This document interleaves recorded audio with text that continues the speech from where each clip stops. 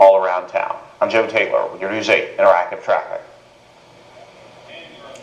And thanks for sticking with us this morning. I'm Todd Boatwright. We're talking about a landmark partnership to help local children when it comes to child abuse. The Children's Advocacy Center and public agencies that investigate child abuse are teaming up. News 8's Tracy Gladden joins us live from East Travis County with more on the new child protection and teen facility, which includes some dog therapy, right? Yes.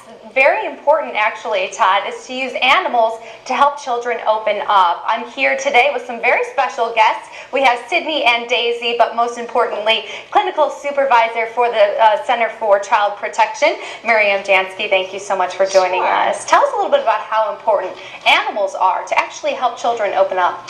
Animals are very important. They tend to ease a lot of the anxiety, and just the petting motion tends to help children feel safe and comfortable and secure. And how long has Sydney here been working? Sydney has been working here about a year. Really? Yes. And she's been trained, right? She is. She is a registered member of the Delta Society, which puts pets through kind of the mill in terms of training them for pet therapy. Okay, so I can pet Sydney all I want. I can pull her ears and she'll be all fine. Absolutely. And what have you witnessed with children and Sydney? It really has helped our kids kind of relax and open up and not feel so scared. They're almost like a grounding for our kids. So this is pretty much, speaking of grounding, this is ground zero for when children come through the doors. How often or how soon after they arrive do they see these dogs? It depends.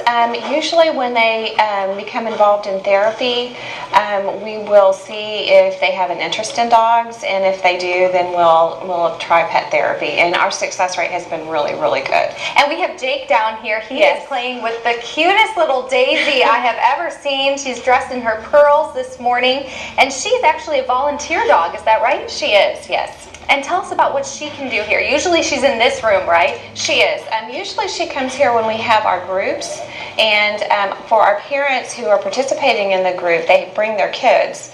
And Daisy is out here, and she gets to hang out with the kids and sit in her little throne, and she's the queen of the ball. And what do you see that's different in therapy while bringing these animals in, rather than just your regular therapy? It really adds another element, kind of a touch element, where the kids can pet the dogs and hold the dogs and squeeze the dogs, and it really helps them to be able to make a connection that they may not otherwise do.